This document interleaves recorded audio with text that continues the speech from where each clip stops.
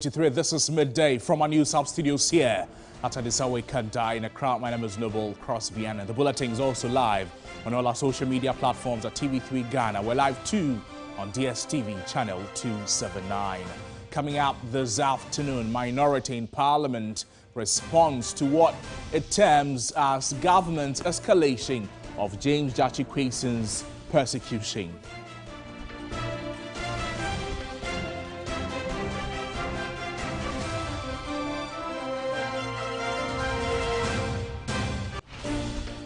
Also coming up in the bulletin, Bank of Ghana begins Monetary Policy Committee meeting today to appraise performance of the economy.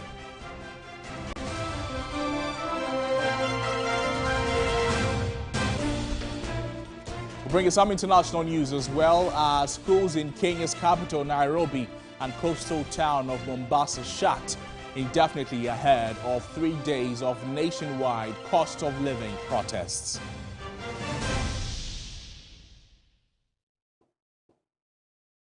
You're welcome to the program. Now, we know that parliamentary business has almost come to a standstill. This is coming weeks after the minority in parliament decided to boycott proceedings anytime that their colleague member of parliament, James Gyakye Quayson, appears before the court. Well, the majority chief whip has admitted he is unable to marshal all 138 NPP MPs to attend parliament in the face of the NDC MPs' boycott. Frank Onodonpre, in an interview with the media, says there are a lot of NPP MPs on leave of absence that have affected critical decision-making in the House. In as much as you are asking them to come to the chamber, respect the people who voted for them, your critics have also hit hard at you to say you have not been able to marshal 138 of your people to be in the chamber. What morality do you have to call the action of the minority into? Well, from the outset, I've been issued this question never arises, but for the respect I have for you, I'll answer it. If you go to the British Parliament and other jurisdictions that we are seeking to emulate, you don't see all the members of Parliament in the chamber at a point T. I don't know if you can cite an instance where you, unless maybe there are ceremonial occasions that you find a full house. I am proud to say, and I'll say this on behalf of our majority, all the things we want to pass, we've passed them. And we cannot make decisions without our numbers. Important decisions cannot be made without our numbers. Anytime we want to pass stuff, we've got them passed, and we've got our numbers marshal. So that one you have to understand. Besides the point, there are ministers who are also members of Parliament. And we have to be practical here. Sometimes somebody is traveled out of a jurisdiction, there's nothing you can do about it. And if I pick my data now and look at leave of absence that I have a lot, many more members who are on leave of absence. Some on medical grounds, some on official duties. So that one never arises. Your side is empty. You are saying that you are boycotting Parliament. The substance of my case here is that you said, nobody told you to say that. Out of your own volition, Atuforsen said, you are going to boycott Parliament. Is committee meetings not part of Parliament? Is it not? It is. Yes, it is. So who are you deceiving? Atuforsen should come clear on this matter. I think that they should bury their head down in shame. It's a very unpopular decision by the leadership. I know their side is divided about it. Yes, they are divided about it. So if you want to boycott Parliament in its entirety. Don't pick and choose. You go for committee meetings, and yet you say that you won't come to the chamber. At the end of the day, okay, all the deliberations, whether it's a referral by the Speaker, it's a bill, some agreement that are being considered at the committee, it will eventually be ferried to the chamber for it to be debated and for us to either adopt or otherwise. So why would you, on the, what do you call it, along the line, you decide, okay, this one I want to be part. It's childish. It's childish. And I think that, I'm not saying Atu is childish, don't get me wrong, but the decision to go for committee meetings and not to participate in the chamber, it is not right. And it's not principle. It's not a principled position they've taken. I respect them. They are all very learned people, very educated. And I'm not saying I'm better than them. But on this occasion, this decision is not principled. And they should. Minorities, parliamentary boycott is what is necessitating these comments from Frank Anot-Dompreh on his inability to marshal all 138 MPs in the House. Komla Klutse asks that question. He's joining us for some more details on what is going on in Parliament. Komla, thanks so much for joining us on the program. We're looking at this. Is it some form of a reciprocation or a payback, if you like, some sort, such that the numbers of the NPP MPs is also reducing as a result of the minorities' continuous boycott of proceedings in Parliament? No, understandably so. The numbers regarding the MPP MPs in the House is primarily because a lot of them are actually, contesting their fifth to represent the constituencies that they are in Parliament for, and so a lot of them are back in their constituencies also campaigning. Truth be told, a lot of them have been seen on the campaign trail with His Excellency Dr. Mahmoud Bawumia. We have seen clips of them, and those that we have seen in those shots are not in the House. But just like the Chief Whip is indicating, they have leave of absence, and so we can only take it as such. But I can tell you that the minority has been responding in equal measure to him. They've just put out a statement, and also just a short while ago on the floor, the minority chief whip, Kwame Godwin-Sagboja, has taken his colleague Frank Anot-Dompreh to the cleaners and describing his comments as unwarranted and daring him to produce his 138 members. The morning he produces them, he would also marshal his people to come to the House. But this is except of the statement they released a short while ago, that the minority has decided to reciprocate its response to the government escalation of the ongoing persecution of the Member of Parliament for the St. North constituency, James Gyakye Quayson. Following a request by the Attorney General and Minister of Justice, Godfrey Dame, that James Gyakye Quayson be tried on a daily basis, despite an application for a stay of execution, pending application before the Court of Appeal against the daily trial. The High Court has ruled that it will continue to hear the case daily. In essence, the High Court ruling of James Gyakye Quayson in the same position that he was placed in the Supreme Court before the constituency by-election. If the Member of Parliament must appear in court every day for trial, what will have to happen? What will have to attend? Will he have to attend to parliamentary business to represent the people of St. North? We are therefore at this point including all options to ask to defend and protect our colleagues. Now, as this is ongoing, we know that Gyakye Quayson is before the court as we speak now. The minority MPs are here in the chamber, and from my indication, there are so many cards on the table. If the government is not yielding, they would equally go the full haul, not just of their threats, but actually going for actualities. And I get the indication that even though they have come to the floor, what is likely to happen from my sources within the minority is that they come, they sign off, and they walk out of the House and go to do whatever that they have to do. Of course, the register has captured them as coming. And so the majority side will be left with no option than to get their numbers to be able to continue business. For instance, if you take the order paper for today, ideally you will have questions captured in the way. Absolutely no questions captured for today. Prior to this, the questions that were captured in the name of the minority MPs who ordinarily ask most of the questions, the speaker directed yesterday that they should be published in the order paper. But today's order paper has nothing for questions. What it has is just statements and also the commencement of public business, which is a presentation of papers.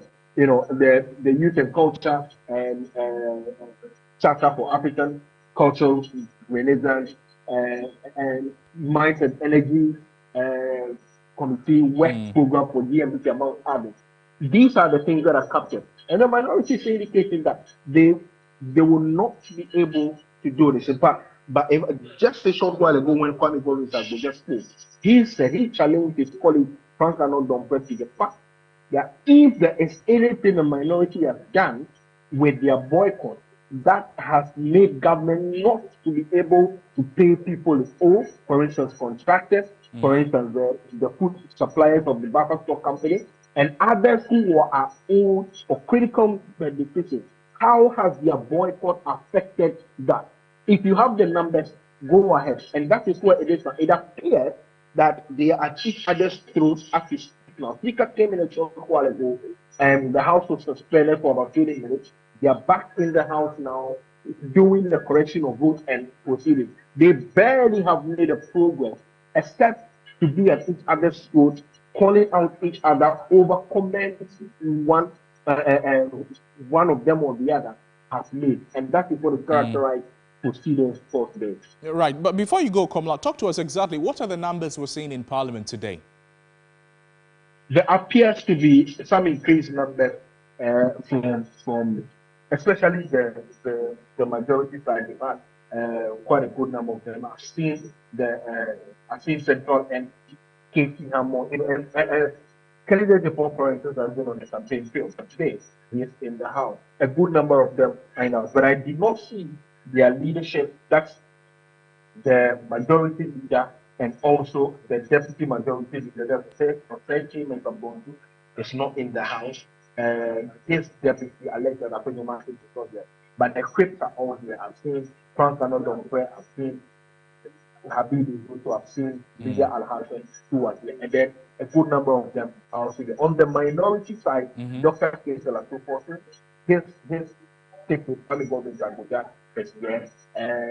I've seen Ahmed Ibrahim also there, and a good number of them are there. In terms of the numbers, it does appear that they have quite a good number. But will they be staying for business to go on? That is what we will have to wait for and see. Right. Because they get started, and at the commencement of the public business, that is where the matter is. Will they stay for it to continue? We do not know as of now. We only pick up the indications that with the options that are available to them, it does appear that they may be staging a walkout.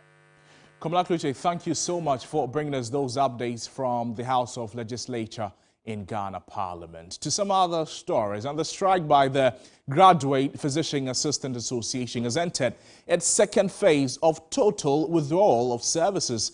Now, the association is kicking against the introduction of a new scope of work for physician assistants by the Medical and Dental Council. How impactful is the strike? Let's speak with Ibrahim Abubakar, who is Ashanti Regional Correspondent. He's gone through some health facilities in the Ashanti region, trying to paint a picture to us of what the situation is like in the Ashanti region. Ibrahim, thank you so much for joining us on the program. You've been through to a couple of health facilities in the Ashanti region that are, if you like, dependent on the services of physician assistants. What is the situation there like?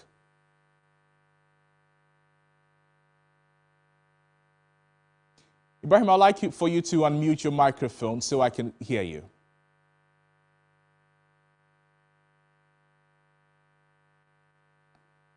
We're having some challenges hearing Ibrahim Abubakar, who is from the Ashanti region, bringing us updates on the second phase of the strike by the physician assistants, as they're kicking against the introduction of a new scope of work for physician assistants by the Medical and Dental Council. The strike is by the Graduate Physician Assistants Association, entering its second phase. Let's take you to the northern part of the country and engage with Christopher Mwako, who is also been to a couple of health facilities, also dependent on the services of physician assistants who are, if you like, manning health facilities and health centers in these areas he's been to. Chris, thank you for joining us. You've been to a couple of areas as well. What is the situation there like?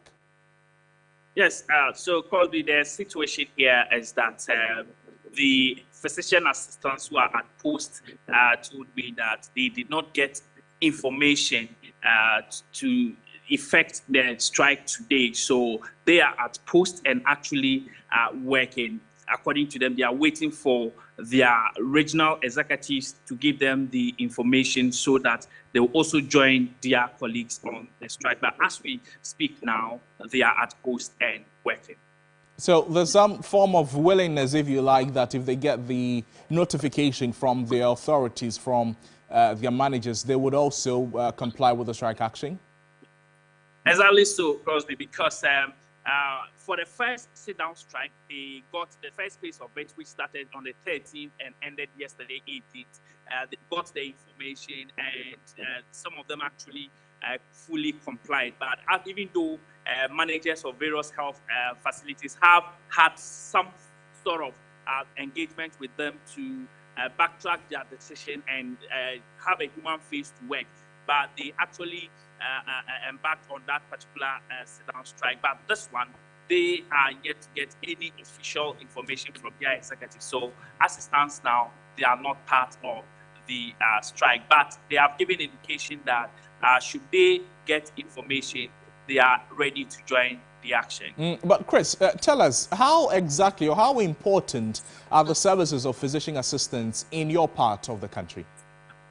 Okay, so if you come up north here, the issues of doctor to patient ratio is very high, because the doctors, especially in communities, you don't even have doctors, you have physician assistants. So they manage these facilities and they go about every other activity at the facility. So should they actually embark on this strike, these facilities will actually be affected greatly, because you go there and it is only the nurses and the midwives will be attending to you, but because the physician assistants will be on strike. But bigger facilities like the Tamale Teaching Hospital, the Tamale and the urban facilities, they may not feel the impact that greatly, because they have a lot of doctors around to support in this regard. But if you go to the interior community where we have these CHIPS compounds, these polyclinics and others,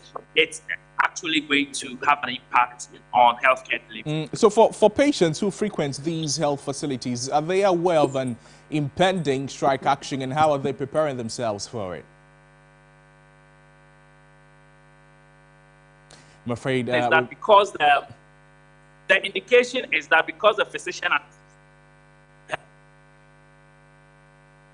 I'm afraid we're not having a stable connection with my colleague from the Northern Region, Christopher Amwako. They'll try and rework the lines and engage with him on the impact and how prepared patients are who throng these facilities are ahead of the impending strike action by the graduate physician assistants. Let's take you back to the Ashanti region and engage with Ibrahim Abubakar to paint a picture to us of how dire the situation is for some health facilities and the patients in the Ashanti region. Ibrahim, thank you for joining us. If you can hear me now, what I'm asking for is tell us exactly what the situation in the Ashanti region is like, phase 2 of the strike by the graduate physician assistants.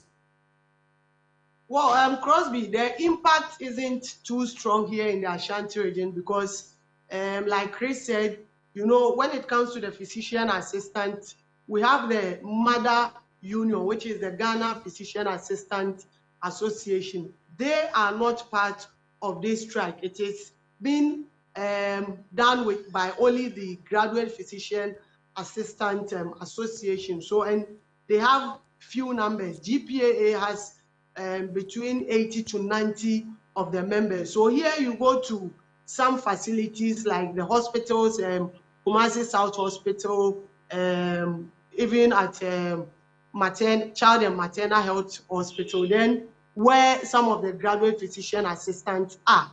They are not on duty as from today when I went there, but because they have medical officers there, they are able to improvise and render those services. But when you go to health centers where we have physician assistants manning the facility, they are the one doing the consulting, prescribing drugs for patients. That is where the impact should be felt anytime there is a strike by the physician assistant. But those facilities are also manned by members of the GPAA. So you go there, talk about the Kenyasi Health Center and Tua Health Center, you go there and you realize that there are physician assistants there working. They have the same concern, both GPA and also GPAG, but because that collaboration has not been done, that communication has not been done by the graduates, that's how come GPA has decided to opt out. But we are hearing that this afternoon, GPA will also be holding a press conference in Accra, where the possibility of them also joining this strike will be very, very dire. I engaged with the Ashanti Regional Chairman of the Graduate Physician Assistant Association, Sayuba Salam, who's told me the reason for their strike. Once today we are on withdrawal on all emergency services and that kind of stuff, the patients are going to suffer, and it is not our making. Because remember, no practitioner wants to practice without a sound mind. So it is what we are even doing is that we are saving the Ghanaian patients, in a sense that this scope of practice they are trying to impose on PAs, assuming even it comes into practice, where you are in a sub-district level. And now the new scope is doing what we call direct supervision.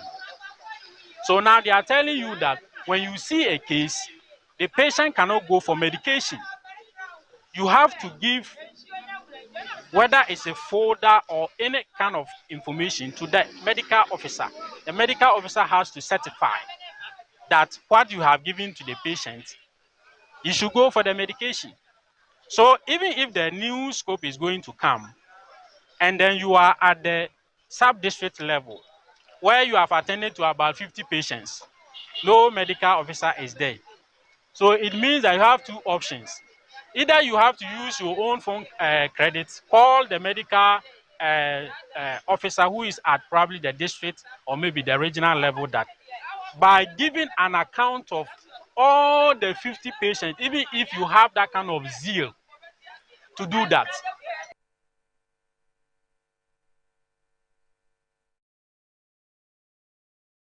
So I still have with me Ibrahim Abubakar, who is still on the line from the Ashanti region, painting the picture to us about how impactful the ongoing strike by the graduate physician assistants will be. He tells us that it is not biting as much as the graduate physician assistant expected it to be, because their mother organization, is not partaking, being a member of the strike action. Ibrahim, thank you so much for joining us with those updates from the Ashanti region. Now, back in the capital, news just coming in indicates that a unanimous decision on Wednesday, a 9-member panel of the Apex Court presided over by the Chief Justice, Justice Gertrude Torkornoo, has held that the application of contempt against the Speaker of Parliament has been dismissed. So the Supreme Court has dismissed an injunction application which sought to stop the Speaker of Parliament from allowing a bill that criminalizes LGBTQ to proceed in Parliament. Well, reading the decision of the court, Justice Torkornoo held that the court was not convinced to put an injunction on an uncompleted work of Parliament, especially when the substantive case challenging the bill would address the issues raised by the applicant. Now, due to the court dismissing the application for injunction, lawyers for the applicant, Dr. Mando Odoi, withdrew the application for contempt against the Speaker.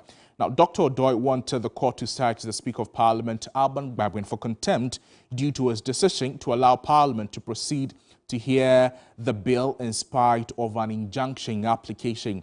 After the withdrawal of the contempt application, the Apex Court dismissed the application and said it was withdrawn.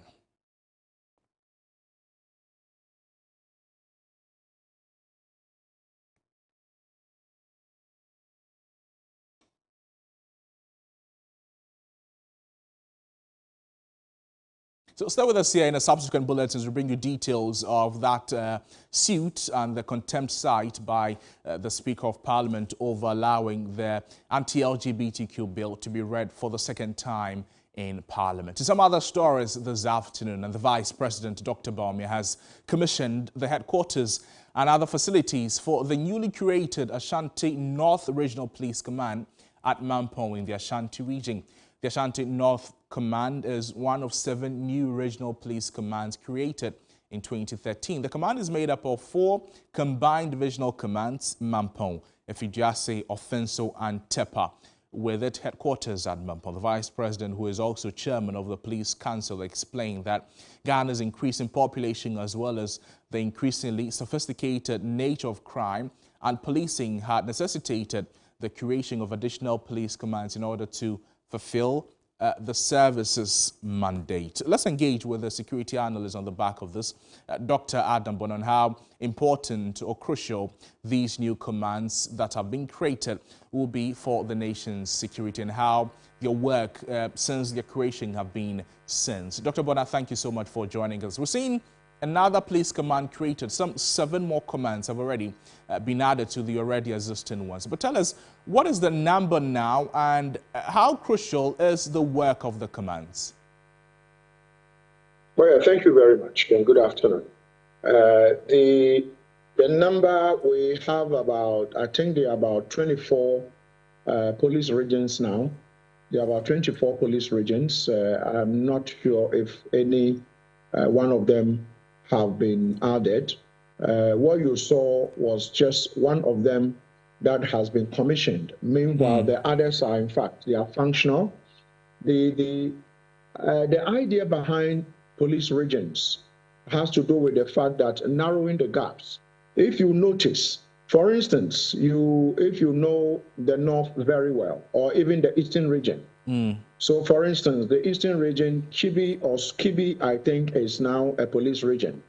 And so there are various locations now that are police. If you take, let's say, Tamale, look at the location of the regional capital for the Northern region, and then the Northern region. And then, so if you had the Northern region, and let's say the Northern Regional Police Command, the then Northern Regional Police Command, that stretches all the way to Bole. And so crimes taking place in Bole, you needed a response from Tamale to deal with it, depending on the type of crime. And so the new police regions actually brings policing to the people and also makes reporting very easy. And more so you have, regional commanders who are at the same level dealing with one another. And so the new police regions, if you ask me, I would say, has helped to, reduce to the barest minimum highway robberies and also citizens police relation.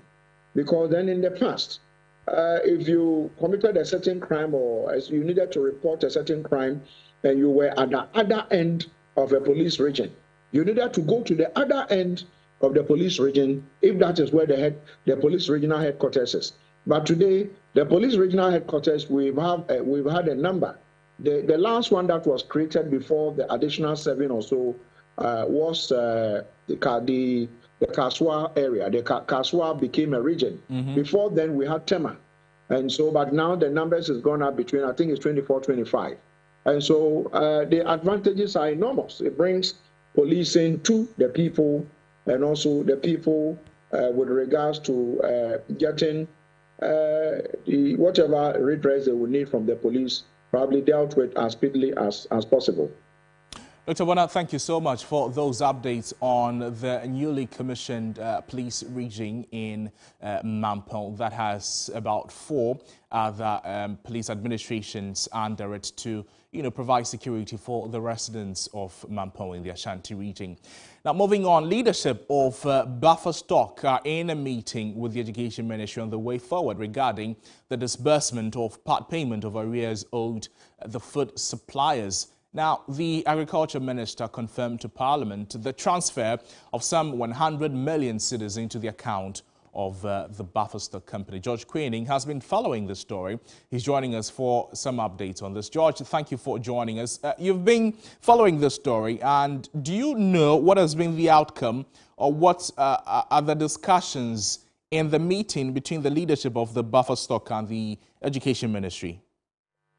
So, Crosby, good afternoon, and I'm coming to you live from the premises of the Ghana Food Buffer Stock Company. And I just saw the leadership of the Buffer Stock entering the office. So what that means is they are done with the meeting. And so from here, we whether or not the payment will be done today. But some of the suppliers are already here, seated down, waiting to get their checks, signed and given to them. So as it stands now, I don't know what was the outcome of that meeting, but what I can say is that the leadership of Buffer Stock are back to the office. So if you're listening to the conversations, the various corridors of power concerning the Buffer Stock Company, there are some concerns over how much is owed and how much has been paid. Reports suggest that they were owed over 270 million cedis. So the arrears differs. Whilst the Buffer Stock, whilst the agri minister is saying it's 203 in arrears, the suppliers are saying it's 270. That, of course, I'd want to clarify today with the leadership of Buffer Stock and then just put that clarity out there. But as it stands now, it's 203 coming from the minister and 270 coming from the supplier. But I'll sort that out today. George, thank you. George Queening is at the headquarters of the National Buffer Stock Company, where the leadership of the Buffer Stock Company are in a meeting with the Education Ministry there. This is Midday Live on TV3. My name is Noble Crosby-Ano. Going for a quick break. We're back with more stories. Please stay with us.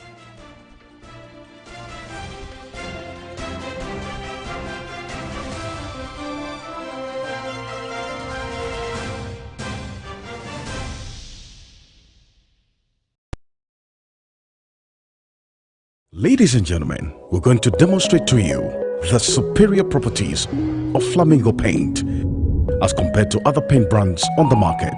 We take equal quantities of Flamingo paint and this ordinary paint. We then dilute them with water. And now, let the test begin.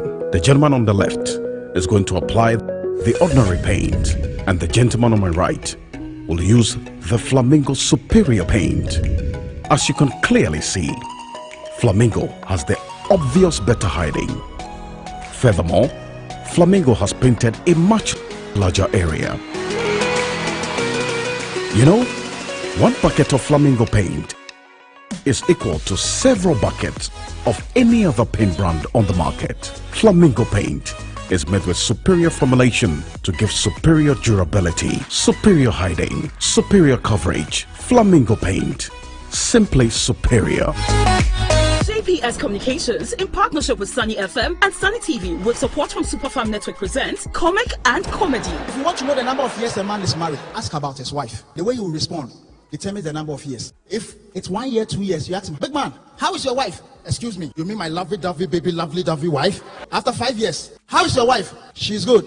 10 years, how is your wife? Performing on this big stage are Obian Ponsa, Clemento Suarez, General Tatia, Jacinta, Foster Romanus, Lexi the Comic, Efia Barcelona, Potogo, introducing Ya Enima with Honorable Mikyo Beko and Honorable Fritz Bafo as guest of honor. Venue, National Theatre. Date, Saturday the 22nd of July and Sunday the 23rd of July. Time, 4 p.m. and 8 p.m. each day. Rate is 150 Ghana cedis for standard and 250 Ghana cedis for VIP. Dial *71 3*003# to purchase your tickets on all networks or call 0552 300075. Sponsored by Ebony Condoms, Secure, Blue Band and Series. Media partners. Am I not forgetting something? Yes, obviously. Flora Mini. Thank you. Can I use the washroom, please? Sure. Flora disposable handkerchief.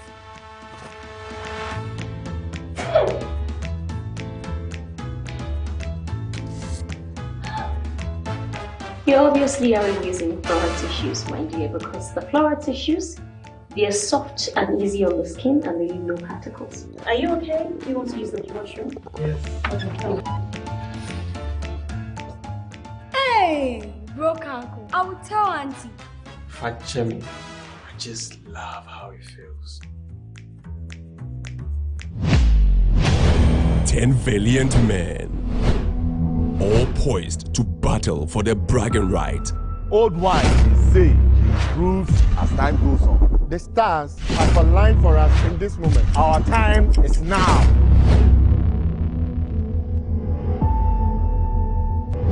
We did not come to first someone shows. We came with our own. Fresh power, phenomenal strength, new and never seen before. Who takes the title? Ghana's strongest, the power to do. Catch the new season of Ghana's Strongest Sunday at 4 p.m. only on TV3. Ghana's Strongest is powered by Gasem, the nation builder. Brought to you by Mixi Choco, Channel Hot, Deluxy Acrylic Paint, Drugnet. Are you ready to win solid cash every day with Cash Out? Be a proud winner of lots of cash simply by watching or listening to any of Media General stations. That's right, you are being rewarded for your loyalty. Tune in to all Media General brands. TV3, 3FM 92.7, Onia TV, Onia FM 95.1, all in Accra, Akuma FM 87.9 in Kumasi, and Connect FM 97.1 in Takoradi. You will be given the opportunity to win lots of mind-blowing cash prizes every day while you watch and listen to Cash Out. Continue watching and listening and win big with Cash Out. Cash Out and win big. Coming soon. This is in partnership with Radio Entertainment Limited. This promo is regulated by the National Lottery Authority on the Caritas Lottery platform. Terms and conditions apply.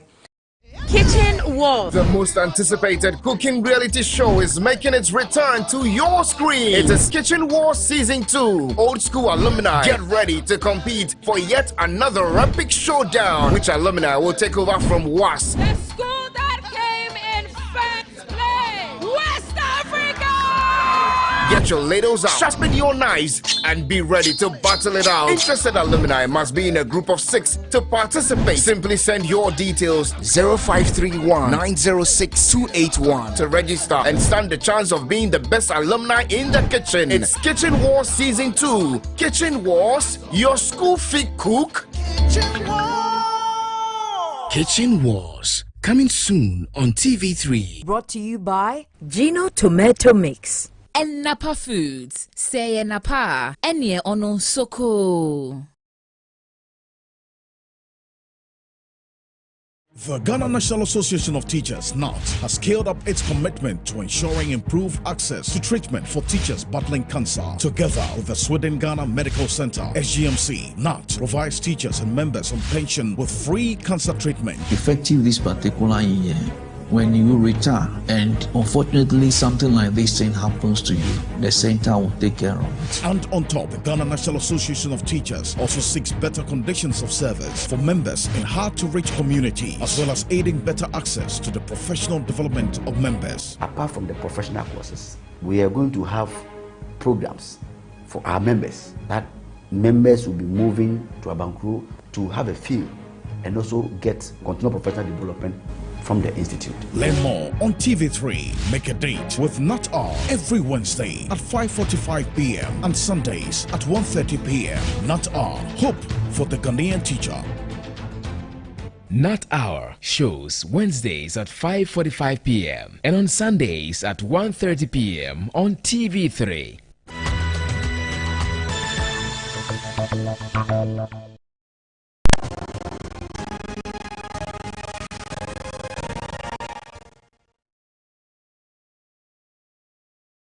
Welcome back to the program. Business News is up next. Menu Afol is here to bring us the latest in the world of business. Menu, there's a meeting concerning the Monetary Policy Committee. What's coming up? It's beginning today, actually, and experts are predicting that the Bank of Ghana will maintain the policy rate at its current position, but we have more coming up. Nice.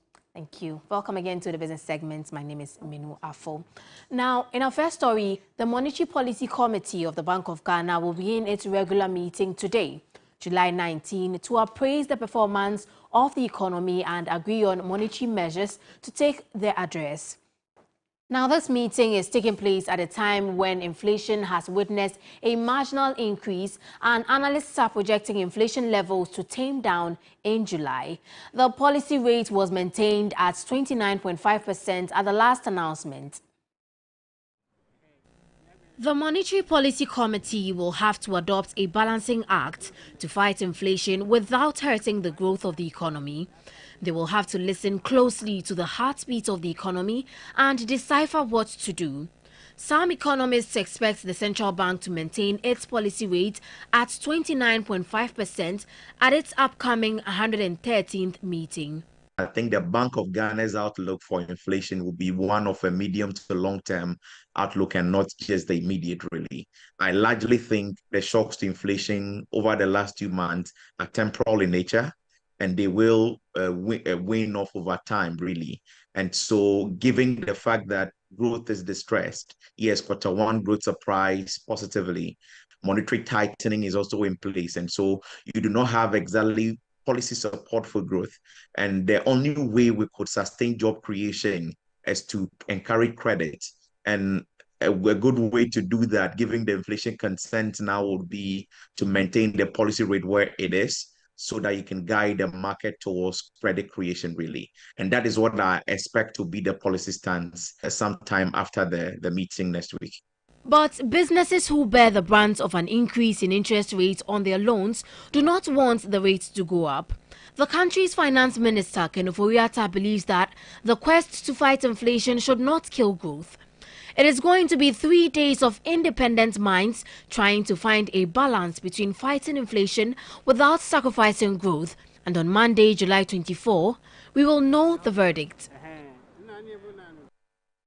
In more business stories, Managing Director at the Ghana Stock Exchange, Abena Amoah, has urged businesses and countries in the sub-region to take advantage of a capital market integration to enable them fund developmental projects. According to her, the capital market, when integrated, will create a conducive environment for companies to raise funds and facilitate robust investment activities.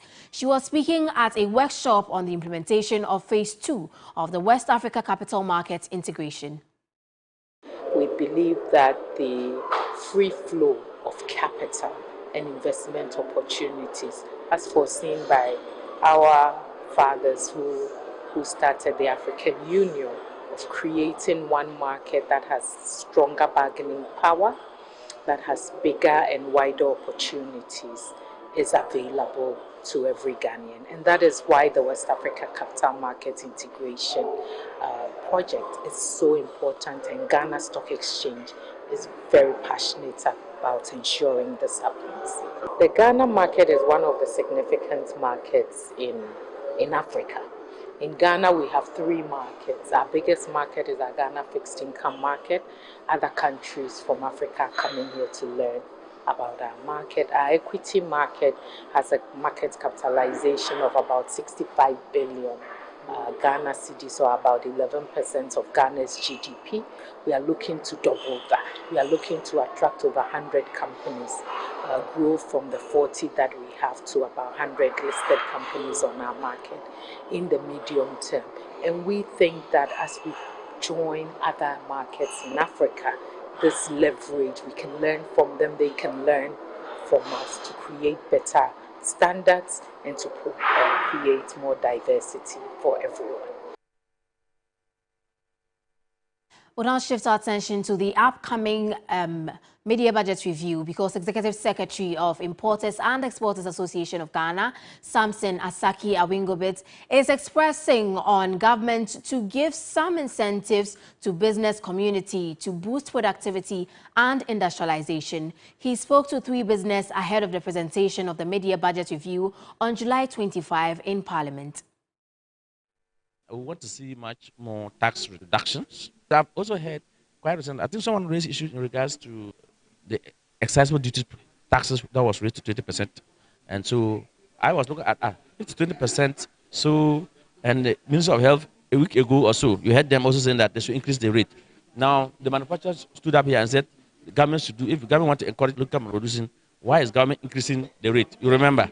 And so I strongly believe that there should be a need for government to give certain incentives to the business community. This 2.5 VAT that was increased is needless. And again, as we speak now, there's 12.5 upfront tax at the port. We are saying that COVID-19 levy should go. We are also saying that special 2% import levy should go. And so this is what we look forward to hear from the 25th mid-year budget review when they start to do the presentation. And that's how we wrap up the business segment here on Midday Live. My name is Minu Afo. Stay with us. We'll bring you more news right after the break.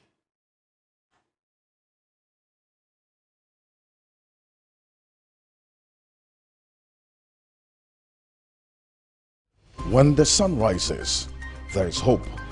While this hope lingers on, the citizens look up to the government, the economy, the national development agenda, and everything in between.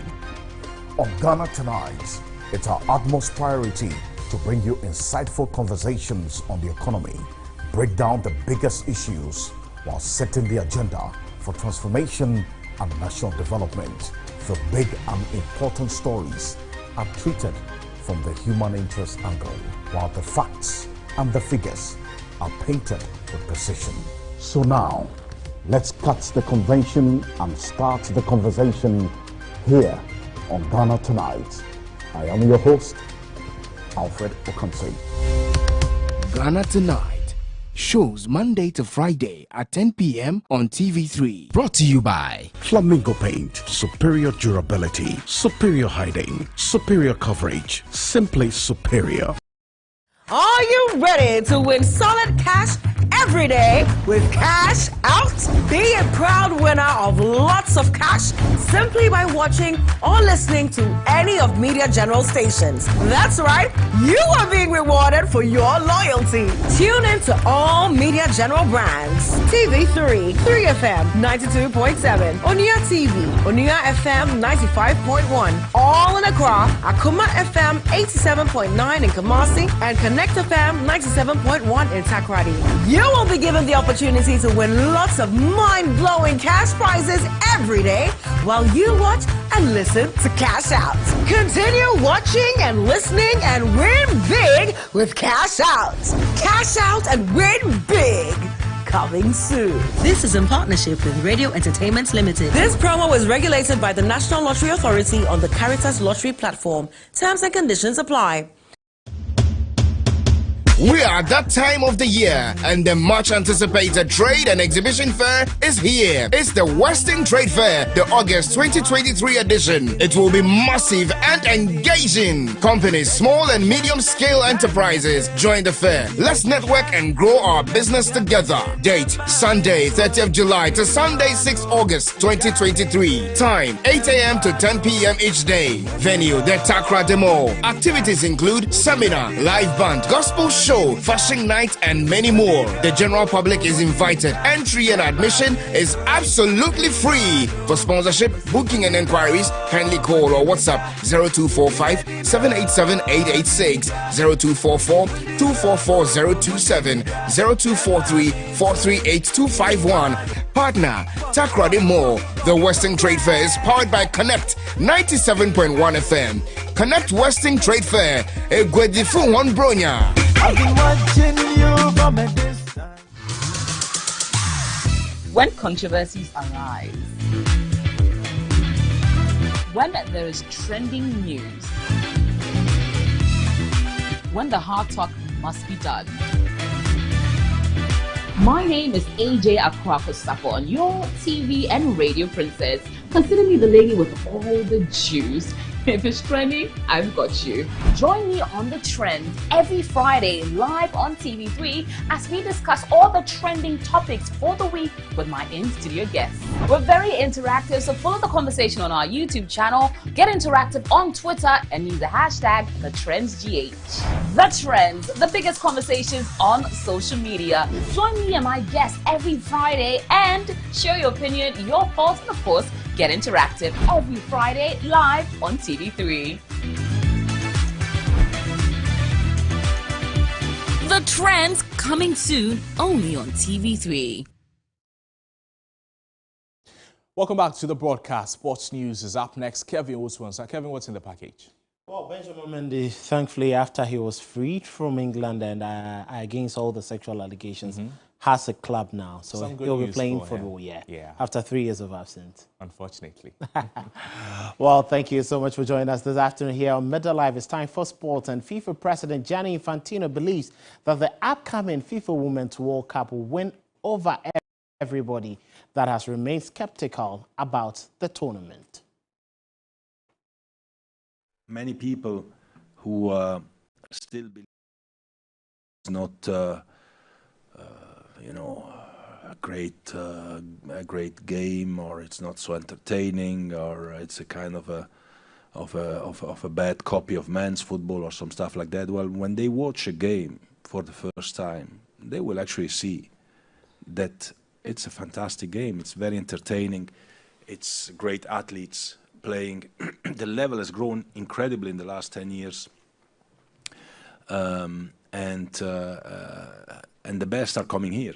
The best are playing here in New Zealand. They're playing in Australia.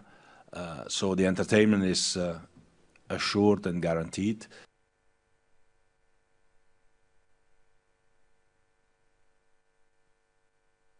Well, now to the latest transfer news. And former Manchester City defender Benjamin Mendy has signed for Ligue 1 side Lorient 5 days after being cleared of rape.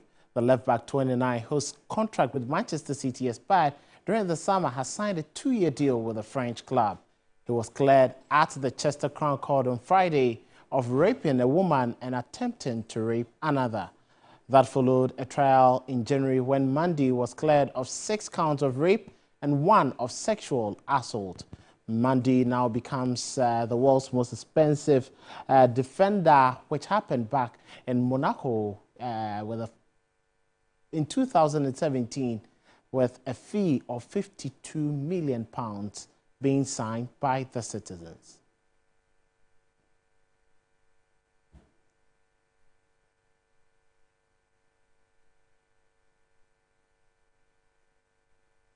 Now to some athletics. A Nigerian 100 meters hurdles world record holder Tobi Amusan has vowed to fight after being charged with missing 3 doping tests. The 26-year-old will miss the World Athletics Championships in Budapest next month if the Athletics Integrity Unit upholds the charge. The double Commonwealth Games gold medalist denies taking performance-enhancing substances. Amusan set a new record in the 100 meters hurdles at the World Championships in Eugene, Oregon in July 2022, crossing the line in 12.12 seconds. Athletics works to a 3 strikes rule, and it is alleged Amusan missed that number of doping tests in the space of 12 months.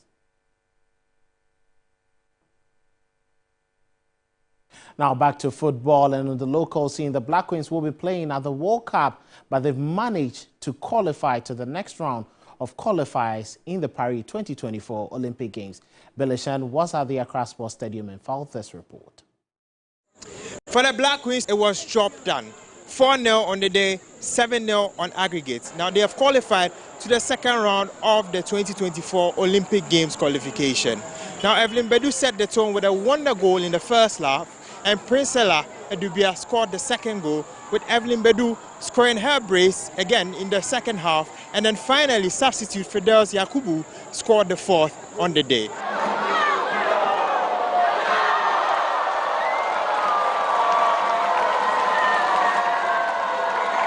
Now, head coach of the side, Nora Haftor, stated that she expected the team to score more goals on the day. It's rolling much better here, so our possession game was good. Our rest defense was perfectly set, so we didn't allow them to enter in counter-attacks. I think we had a big dominance on the pitch. Of course, the only thing I can maybe judge is that we should have scored a bit more goals out of all these chances. Now the star of the show, that is Evelyn Bedu, did state that she is comfortable with the role that she is playing at the Black Queens level. Ordered by my coach. Yeah, she told me to do that runs. I should always find a pocket, especially with the position that I'm playing. I should always find a pocket, and I think that's what I'm doing. Yeah. Now they are expected to face Benin in round 2 of the qualification, a team that they beat earlier this year by 3-0 in a friendly. And so Nora Haftor will be hopeful of getting another victory as they progress. Bill Lishen for 3 Sports, Accra. Well, that will be all for sports this afternoon here on Midday Live. There is more sports news on 3news.com. Entertainment news up next.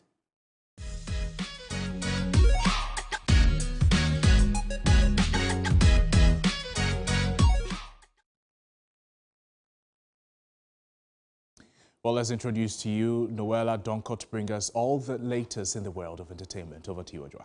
Thank you so much. Let's get into the details of our entertainment news here on Midday Live. My name is Noella. Now, Ghanaian sound engineer Kewa has said that he is proud of himself regardless of the number of artists who are no longer a part of his record label. Now, speaking on 3FM Drive, the music producer indicated that what has kept him going on all these years is a disappointment he has faced, adding that he believes that every individual has been called to a destiny helper.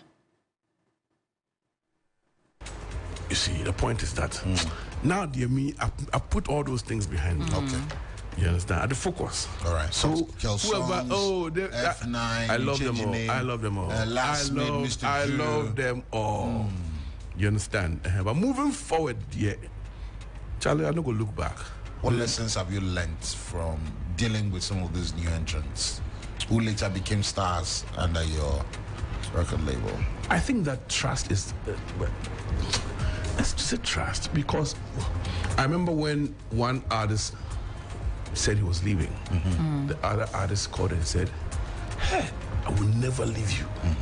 Me, I am with you for life." No way. Yeah. Forget yourself, Papa. No way.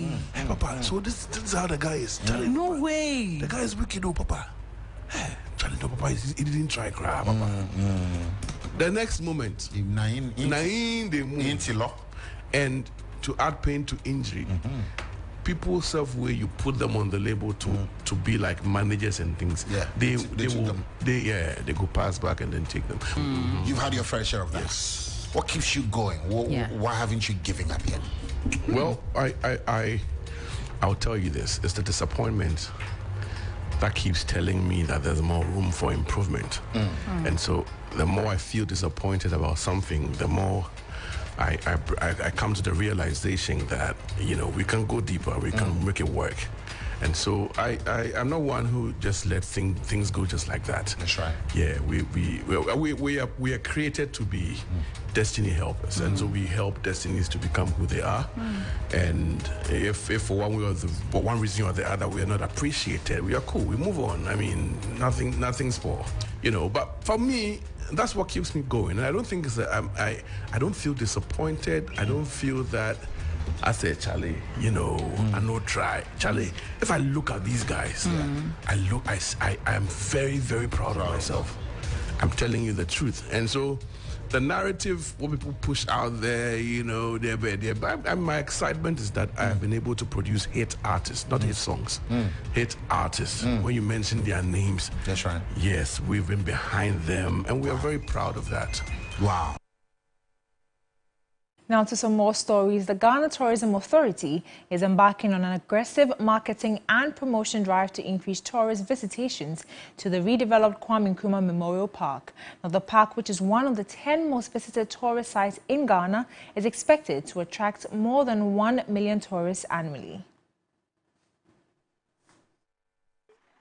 Officials of the Ghana Tourism Authority toured the redeveloped park with members of the Tour Operators Union of Ghana.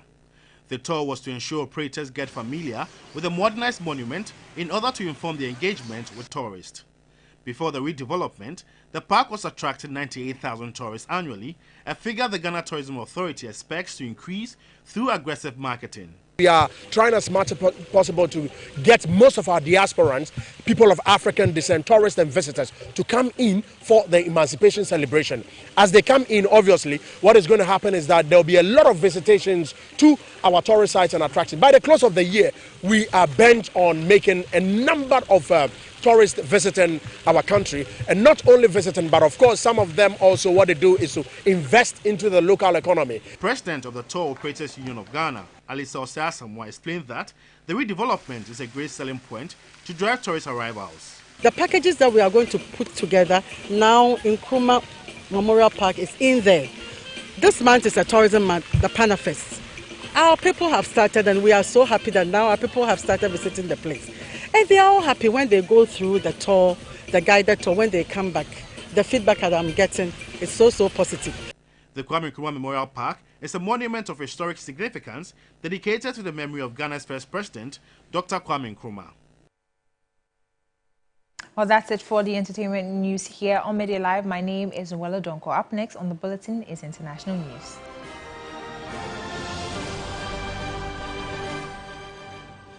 In News across the Ghanaian border. Schools in Kenya's capital, Nairobi, and the coastal town of Mombasa are being shut indefinitely as 3 days of nationwide cost of living protests kicked off on Wednesday. 2 rounds of protests earlier this month descended into violence when police fired tear gas, canisters, and in some cases live rounds at the crowds. Now, at least 15 people were killed and hundreds were arrested. Human rights organizations have strongly criticized the police for what they call the excessive use of force.